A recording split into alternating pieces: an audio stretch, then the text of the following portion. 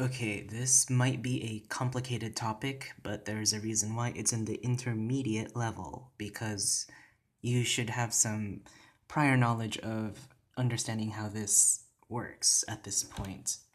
So, we will be talking about the affix he and or hin, depending on that morphological change. And you'll have to just see the patterns with the morphological change, especially with the hin, that na, the letter na, right? So he plus the letter na, and normally the letter na will change if there is a d, the letter da in a verb that will be affixated to this, right? So for example, the word dum means to remember, and if we affixate it with he or conjugate it with he, we change it to hinumdum. Okay, hinumdum. That's just like a morphological change with the language, and it's just the nature of the language. And I think by now you should understand that the letter, the d letter, the da letter in Cebuano is just an irregular kind of letter, I guess. I mean, it changes a lot of stuff. Okay. So moving on, whatchamacallit. We're gonna be learning about he or hin, and then I put an asterisk in he or hin because there are exceptions to this, right? Wherever you see the red asterisk, there are always exceptions, okay? Now, the first definition we have for this he or hin would be that actions that happened involuntarily or unintentional. Okay, so they're actions that were just involuntarily unintentional, like we didn't mean it. Okay, it just happened, and without our knowledge, without just anything, it happened unintentionally, wasn't planned, wasn't staged. It was just unintentional and involuntary. Okay, that said, it's also unintentionally accidental. And what is accidental? Something we didn't do on purpose, right? So you'll see this with the examples. Like, it's just an accident. Like nobody knew it was gonna happen. Nobody, I guess, nobody planned all of this out. It's just an accidental. It just happened naturally. The last two are pretty important, right? So it changes intransitive verbs to transitive verbs. And again, this is an exception. The reason that I put one asterisk there is that, again, the he and the hin, they attach to verbs that are intransitive, making them transitive, and that's why this is one of those affixes that are only attached to certain verbs, right? And not all verbs. It only attaches to certain verbs. So you can't do this to every verb you see, right?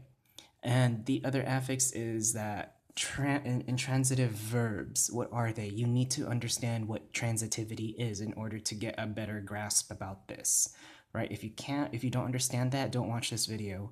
And again, transitive verbs, bam, right? They take in that object, that extra one. And lastly, it's that object-focused conjugations. Okay, so if you don't understand the object-focused conjugations or the object-focused concept, again, you gotta review, because I'm not going over that in this video. And I put an asterisk. Why? Because there are always exceptions. Always exceptions. And I will be going over some of the common exceptions, but not all of them.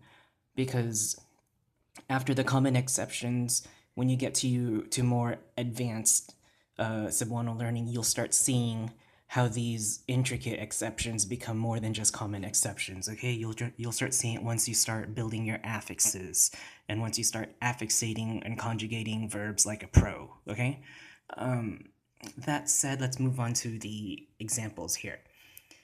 He and hin, again, object focus and intransitive verbs to transitive. Just think of that, and accidental. Those are the three key things to think about. The first sentence is our classic, right? Everyone on YouTube posts this, They post all these words and phrases, but they never translate or they never tell you why it's like this. So here is what you're gonna learn. Gihigugmak taka sa walay katapusan kanunay. Okay, let's take a look at this first word. Gihigugma. Alright? What is the root word? It's gugma, right? And gugma means to love. Is gugma a transitive or intransitive verb? Okay? Well, as of right now, it's an intransitive verb. But what happened when we put he before it? He. Well, we made it now into a transitive verb, right? We changed it from an intransitive to a transitive. Why? Because now you're taking in an object, okay? So, higugma, right? And we can conjugate it with, we can conjugate it using with the object focus. Where's the object focus? Oh, it's gi. Okay, so this already happened. It was in the completed aspect. Gihigugma taka, right? The action already started and it's still ongoing or probably ended. Gihigugma, that's why it's in the completed aspect. Gihigugma taka. So gugma means I love. But ask yourself this question. Can you love? You can love, right? But can you love an object? Can you love a thing? Can you love a noun? Yes, you can. So that's why gugma is one of those verbs, right? It's one of those specific kind of verbs that can take an object. So it changed from intransitive to transitive, right? So gihi gugma taka. Now I am loving an object, okay? Second, nahidam agan siag iro. Let's just stop right there for the sec, okay? This is the first clause in this two-part sentence. Nahidam agan siag iro, right? Damag. What's damag? Damag is our verb, right? It means to collide or to crash into something, right? Or for two things to just crash, okay? In English, it translates to collide or to crash, right? But ask yourself this question. You can crash, right? But can you crash an object?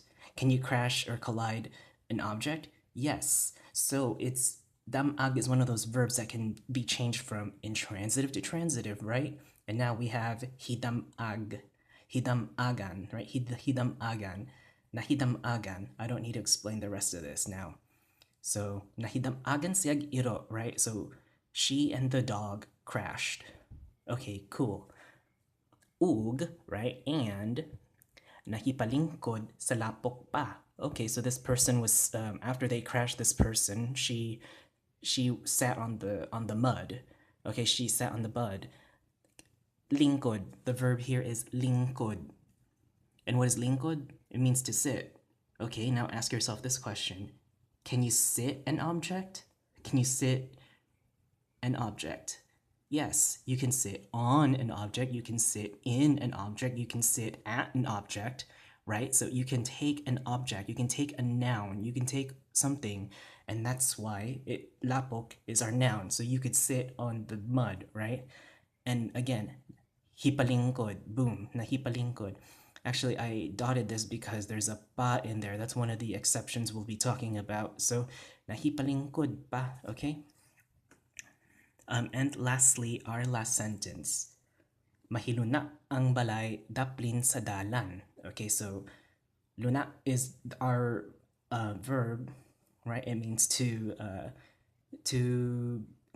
locate, I guess, like in this sense, to translate. It translates to something like being located or to be positioned, right? Positioned or located, something like that, right? But can you position something? Can you position an object? Can you locate an object? The answer is yes.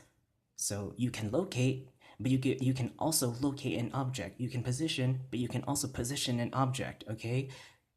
That's what makes these intransitive verbs potentially transitive, right? And again, we conjugate it with hi, right? Hiluna ang balay, mahiluna ang balay, daplin sa dalan, right? Now the house is going to be located by the street or the road. Down here, lastly, we have some common verbs that take on that he affix that I just want to share. So, adto, sulti, sulat, labot, hibalo, right? Dum again, and the himo, and so on, right? These are just commonly used verbs that take on that he or hin affix. So hopefully this will clarify that. Okay, and again, you have to review. You have to have a better understanding of those last two, because otherwise things won't make sense.